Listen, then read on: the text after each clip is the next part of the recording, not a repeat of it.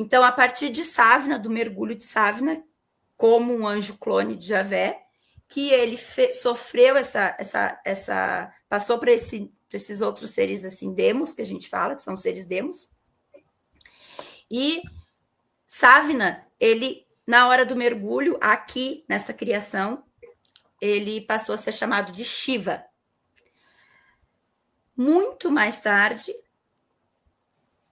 Mahatma, que ainda permaneceu lá fora, assistindo tudo, ele mergulhou já num ser demo, na descendência.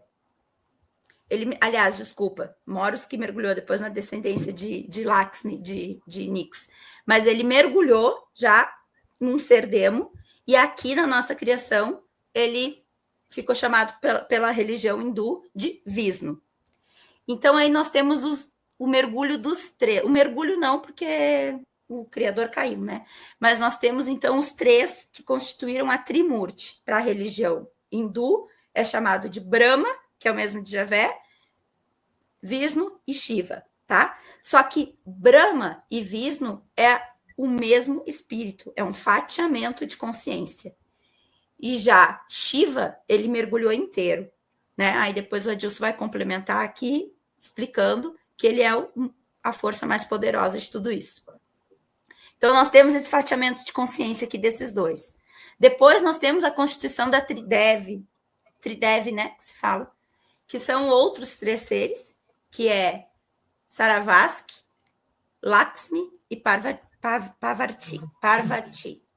É isso, né? Falei direitinho? Eita, tanto nome. Complicado. Eles não são mulheres, né? Embora o Elan sempre fala que muitas pessoas confundem como as esposas da Trimurti, mas não são como pares, né?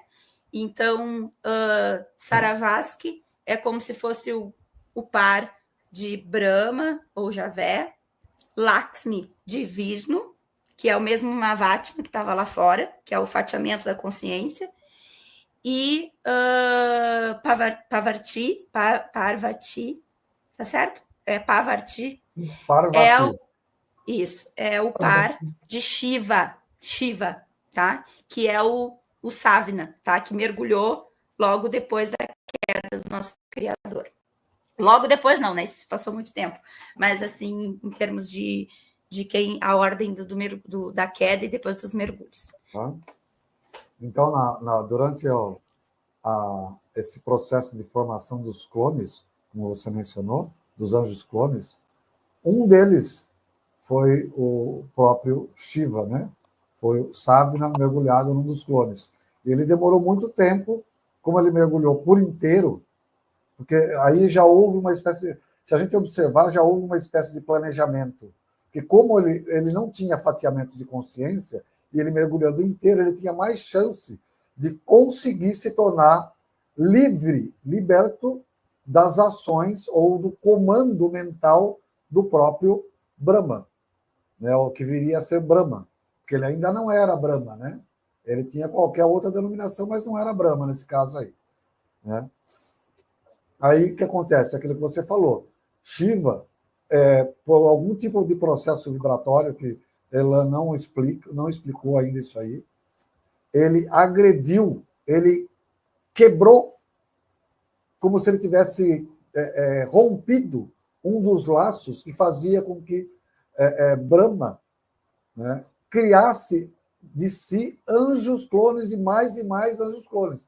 Por quê? Porque cada um desses anjos clones que ele criava exigia que um ser da espiritualidade laboratorial ou das regiões do laboratorial para cima é considerado paraíso, ou vamos chamar assim, né?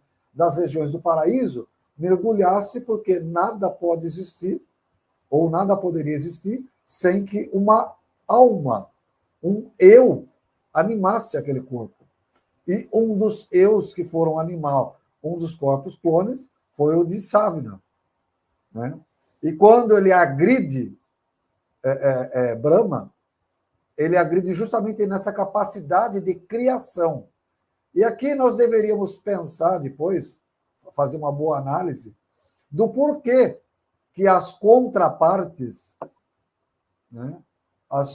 Os complementos também mergulharam na criação.